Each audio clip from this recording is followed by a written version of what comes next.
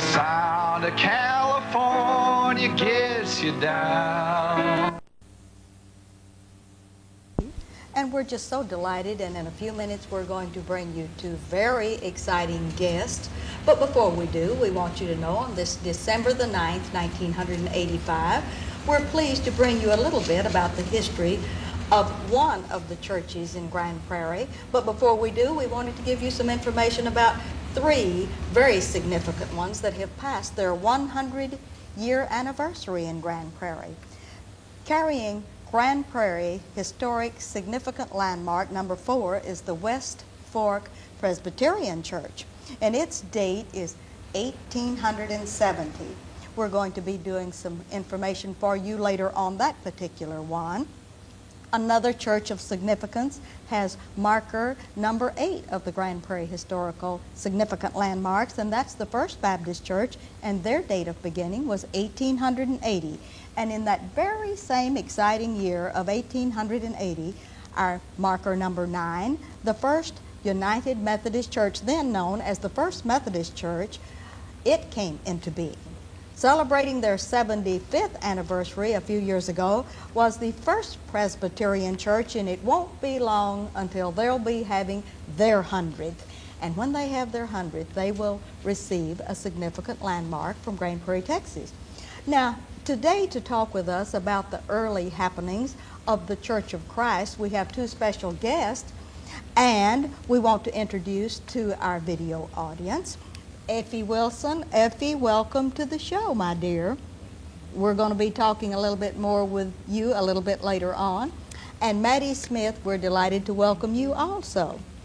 Now, these ladies, it was a very exciting time for them many years ago about their involvement in the beginnings of the Church of Christ as it is known today. However, in one of the newspapers, the Grand Prairie Texan at that time, on December the 4th, 1908, did have on the front page this notice: Evangelist A.K. Scott of the Church of Christ will preach at the town hall next Lord's Day at 11 a.m. and at 7 p.m. Everyone is invited to attend. And this was signed by G.Q. Grazzi. Now, 1908 was a long, long time ago. Also, we found in the microfilm at the Grand Prairie Memorial Library this notice of a Church of Christ meeting. July the 1st, 1921, West Street and College Avenue. Now, you all help us locate West Street. We know where College Avenue is located. The Grand Prairie ISD sits on College Street at this time. They advertised that preaching would begin at 11 a.m. and it would be at 8 p.m. for preaching.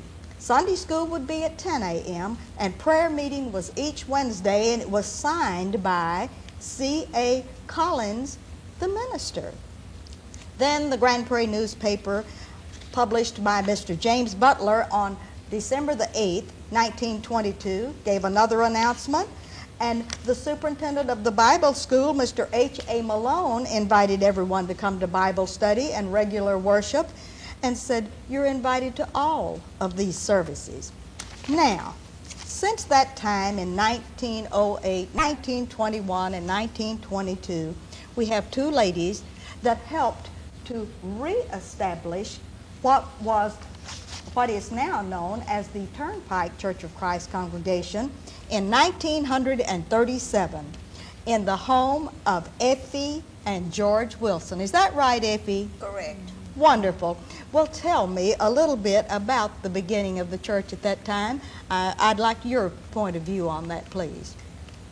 Well, I moved to Grand Prairie to take care of my mother, and there was not a Church of Christ in Grand Prairie.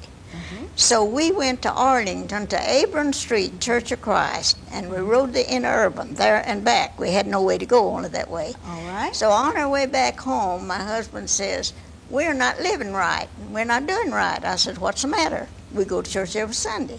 He said, yes, but we're not spreading our influence in Grand Prairie, and neither in Arlington. And we're going to have a church in Grand Prairie. So we got out and walked over the city of Grand Prairie, and 8 members is all we could find that believed the New Testament way. All right, and could you tell us who those 8 people were other than you and George, please? All right, that 8 people consist of my husband and 1 man, Mr. Sitton, and 6 women, Madeline Smith, Lillian Sargent, and Mrs. Layton. Now, Madeline, you name the others. You're doing a good job, Effie Wilson. You're doing very well. I think that's wonderful that you can do all of this recalling. And you all met then where, please, Effie? Well, we met in a little building that was the back of the Grand Prairie State Bank. At that time, that's what it was, but today it's the M Bank. All right. So we met there, and 8 of us. Well, when we grew till about 16, we thought we was in heaven. We had doubled our amount, you know. Right. Then we had to move.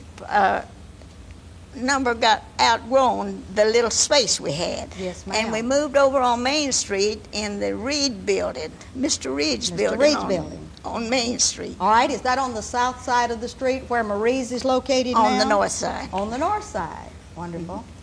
Up near where May's Jewelers stands today. Near where Yes. May's Jewelry stands today, and That's that was Mr. Ray Reed's. Was this a grocery store? It was just a vacant building. It previously had been a grocery store. Had been a grocery store. All right, and when you got into this new building down on Main Street in the Reed building, and you had 16, did you keep growing until then? What did you do? Well, then we had to get us a building of our own. So my husband got out and found Mr. Kirby, a friend of ours. His wife had died, and he sold us his old residence down at 410 East Church. All right. And me and him took the insides out of the old building, made an auditorium out of it, and 2 little classrooms on the north. And we met in that building till we outgrew it. And then we built a tile building there at that place. It stands today. Yes. It's the Grace Baptist Church today. That's where we worship. Then we outgrew it, and we built where we are today at Tarrant Road. At the Turnpike Congregation at That's Tarrant Road and Northwest 7th Street, That's right? correct. That sounds like a real good history of the church, don't you think, Maddie? Is there anything that you would like to add to that? I'd like to know some of your experiences along that line. Well, I went through all those same days, of course, Yes. and we struggled. We sat on apple boxes in class to make class space, you know, for our children. Yes. And we, in addition to this building where that Effie mentioned that they tore out and made classrooms and whatnot, auditorium, we also purchased the building next door For parsonage. and used it for our ministers, and there's where we had our fun. We had lots of get-togethers in that building because we would bring our dishes on Sunday and put our lunch together. We had showers, we had baby showers, and we had wedding showers, and it was just our fellowship place of living, you know, and had a lot of fun during the days that we worshiped and lived down there on East Church in 4th. I believe in your historic archives that you stated that Minister J.L. Hines preached the first sermon at the Wilsons' home when all of this came about in 1937. Do you remember that, Effie? Oh, yes, sure. I knew Brother Hines real well. Do you have any recollections about that very first meeting? Brother Hines came out and held an open-air meeting previously to the meeting we had in Effie's home. I see. And that was the beginning of our interest of trying to get together. And I'd like to say here, too, about somebody real special to me All right. during that time, and that was my mother-in-law. She lived in Dallas, and naturally with her family here and no church meeting here, she came out for visits, of course, and she made it her point to encourage people. She went from door to door and encouraged and invited people to be interested in helping with the church here. And what was her name? Give us her full name. Sarah T. Smith. Sarah T. Smith. She was a member at the Sunset Church of Christ in Oak Cliff. In Oak Cliff. Mhm. Oh, that's wonderful. And she was very interested in the beginning of the work out here. All right, now, Effie, with this first group meeting in your home, did you do this each Lord's Day for quite some time? No, we only met to establish. What we met for in my home was this, to see if we had enough that was interested that we thought we could go ahead and meet somewhere and carry on as a church. See, and we only met the one time in my living room. And then we met the next time in this side of this bank building, see. Mr. Bingham was president of the bank at that time, and he was a personal friend of my husband. I see. So he told him, said, you can have that building over there, free gratis, without rent, as long as you want it. So we worshiped there, and we outgrew it, and then we got the Reed building. The Reed building, and then from there down to Fourth and Church. That's wonderful. All right, now, that's a whole lot of information about the beginning. Do you know anything, either one of you, about this 1908, 1921, 1922 things that we find in the paper that were here before you all came? Do you know any of that history, Effie? Yes, I know that there was a church here, and I know several people who worshiped there till it died. I'll say died. Yes. And the Badgetts, old Grandpa Badgett, we called him, and his sons were the leaders of that church. All and right. Mrs. Malone, and the Malones that's mentioned there, Yes. Mrs. Malone was his daughter. I see. And she also has worshiped with us at the Turnpike Church of Christ. Wonderful. See, and I knew several of the members who used to worship there. Can till you it recall died. any of their names? Well, one of them's name was Brown, you know. That family was named Brown. And I can't think of the others that I knew well, and her son made a preacher, and he has been there at Turnpike since then. I've met him when he was just a baby, you might say, when I knew him, and now he's a preacher, and I forgot his name. Well, I'm so proud of you two ladies that you would have the influence that that you and your husband and your family would begin a new work, so to speak, or at least revive it to the point that now there's a wonderful, thriving congregation there. But let's get back to the personal family. I want to talk to y'all a little bit about the personal things that's happened to you.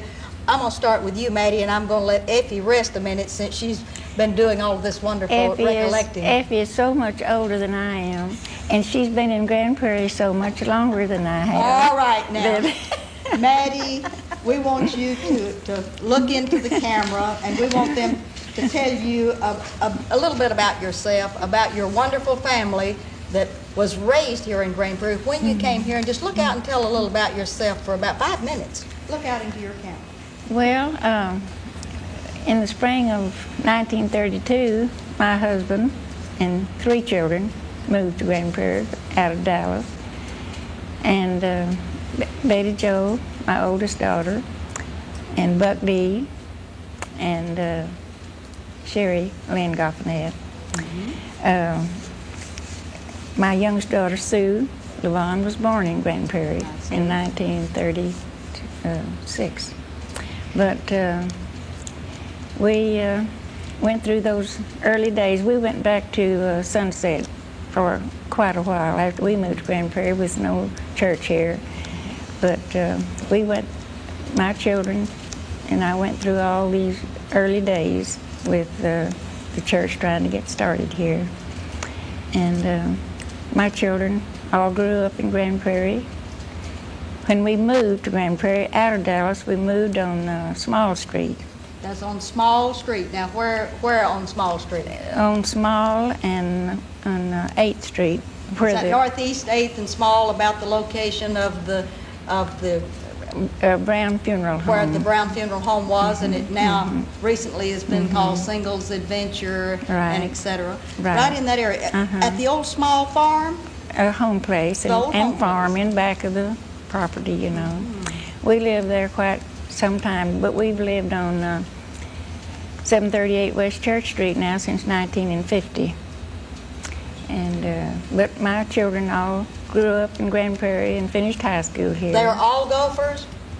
Yes. All All are Gophers, Gophers. right. Wonderful. Well, of course, Sherry Goffinette is one of the famous beauties of Grand Prairie High School, and so Thank is Miss you. Sue and Betty Jo. Thank you. But now I'd like for you to tell a little bit about your one son, Yes, my favorite son. your favorite son. Well, now you mentioned Buck D. What does that D stand for? Dwayne. Dwayne. Well, does Buck Dwayne, that is one of the deputy superintendents, I guess, of business at the Grand Prairie Independent School District, does he know that, and given you permission to give that Dwayne name to us like this in public? No, I didn't check it out with him, so I do call him Buck D, though, when I speak of him. I see. He's Bubby at home. He's Bubby at home. Oh, I am so glad to find that out too. Buck Smith is very important to the Grand Prairie ISD, and certainly all of your children have been very important to the Thank history. you. But now, of all of this that we have talked about, you did not give the name of that famous gentleman that came to Grand Prairie with you and that you lost several years ago. And I Yes. want you to tell us a little bit about Herman Hogg Smith. Yes, we were married in 1922, All right? and he was en route to California, right out of the Navy, and we met in West Texas at my home near Abilene, at Winters, Texas, and of course we moved to Dallas that first year of marriage, and but he was originally from Kaufman County. That's where he was born. And you haven't given us your magic age yet. I'm not ashamed of my age. I am proud. I'm thankful that I've lived this long, and I'm glad to say that I'm now 83 years old. 83, and such a splendid 83. Well, That is thank just you. so wonderful. Thank We're going to get back with you in just a minute, Maddie. So let's go on to Effie S. Rogers Wilson. Effie, tell us a little bit about your personal self, a little bit about your husband, George, and about your children. Look out into your camera and really let people know who you are.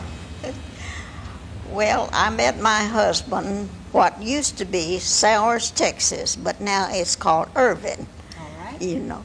And I seen him coming down the road. I'd never met him. And I told my friend that was with me, I said, that man with the light suit on is my husband if I never get him. So this friend of mine says, me and him's engaged to be married, says you won't get him.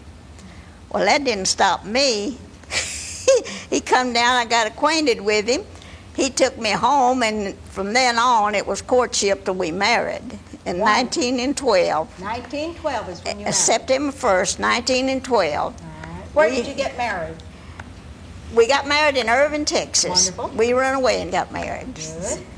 I was only 15 years old, and my father was following me with a shotgun because he's trying to stop me from getting married.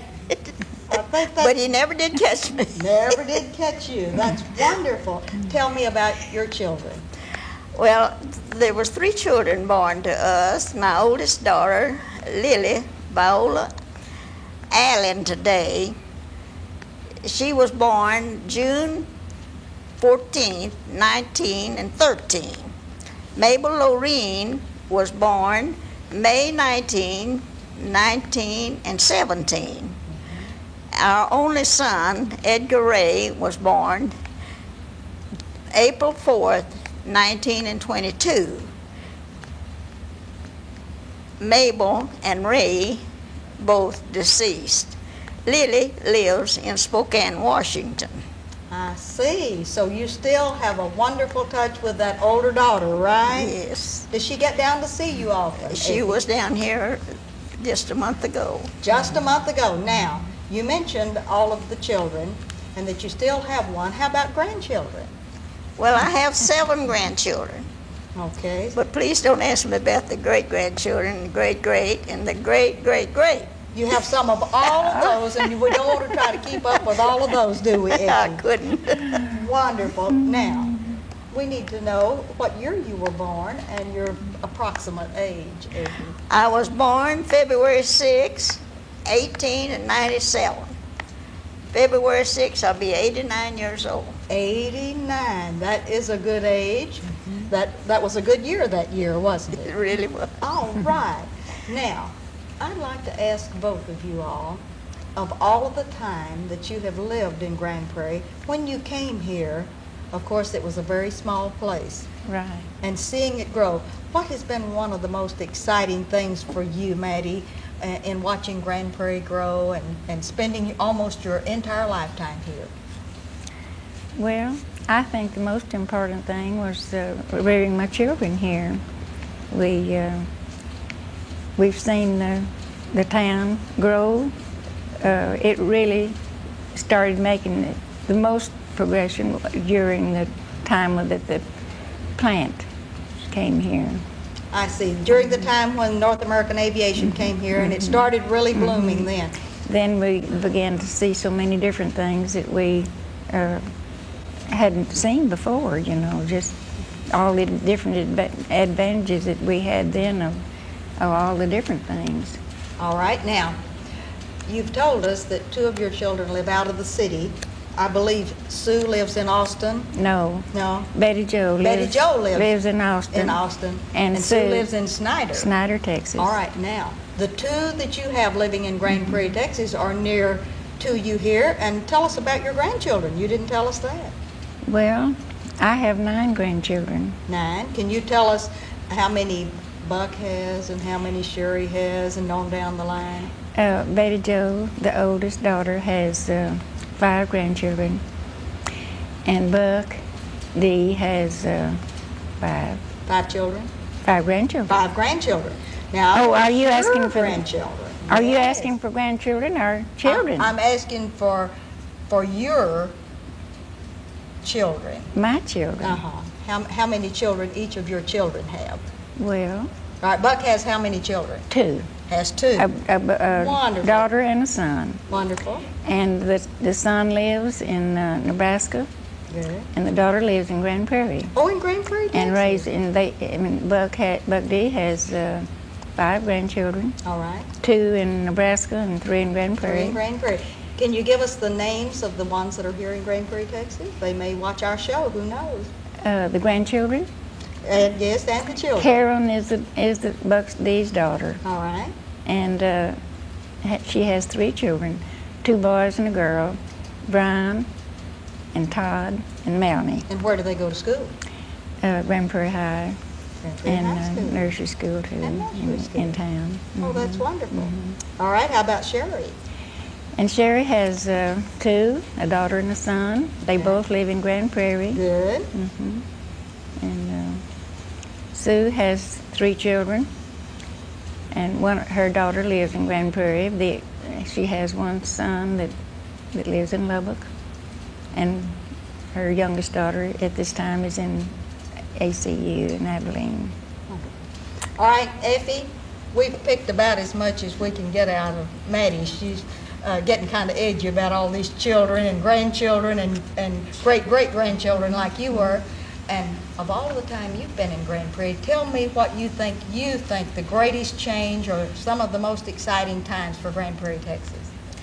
Well, I think the greatest thing that ever happened to Grand Prairie as far as growth is concerned was when LTV, it was North American when it first come here. All right. My oldest sister and I was there when they turned the first shovel of dirt to Oh, you were? put North American here, what it was when it first started.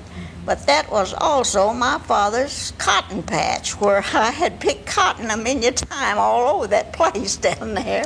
And that's why I was there, I guess, when the first shovel of dirt was turned. Well, it certainly was. And what did you and your husband do when you first came to Grand Prairie, Effie? Well, farm. You We farmed. worked on the farm. My daddy had a farm over close to where the Dallas and Fort Worth airport is today. My daddy had a farm there, which is in the airport today. We raised stock, feed, and things for my daddy there.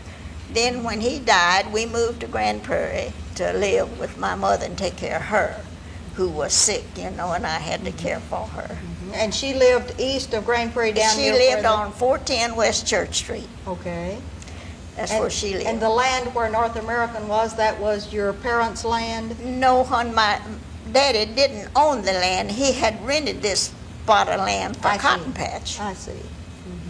He didn't own it. He didn't own it, but he just rented. But he that was farmed. his farm. All right. And what did your husband, Mr. Wilson, do other than farming in the later years? Well, after we moved to Grand Prairie, of course, we couldn't farm or anything like that. We had to take care of Mother. He went to carpenting and building houses. Wonderful. And that's what he finished up at when he took sick and died. He was a carpenter. He was a carpenter. All right, Maddie, tell us a little bit about your husband's activities in Grand Prairie. What did he do for a living? Well, most of all of his life, he worked with fruit and vegetables on the Dallas produce market. He went back and forth.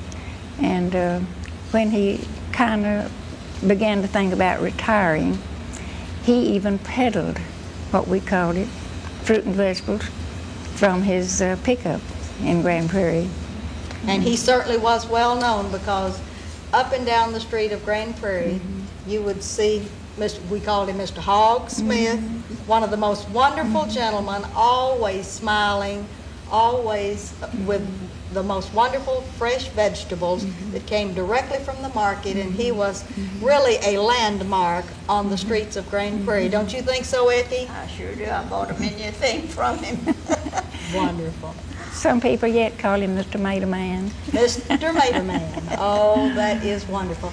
Well, I want to thank both of you ladies for taking the time today on our show number 5 to come and talk a little bit about the beginning of the Turnpike Church of Christ as it is known today, from your inception at the very beginning, from Effie Wilson's home with Maddie Smith and part of her family there, and for all of the history of both of your families, which will be invaluable to us as we're writing a book about the history of Grand Prairie. And we're going to pass this along to Weta Smith, who is our co-host, and he's usually with us but could not be with us today.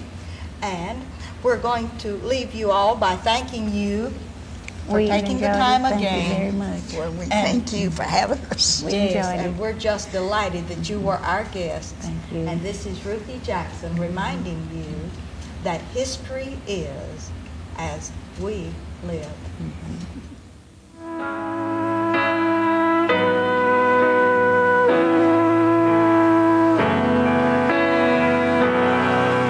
When you're tired of singing sonnets to the Colorado sky, and the sound of California gets you down, if you're into country living and partial to the sky,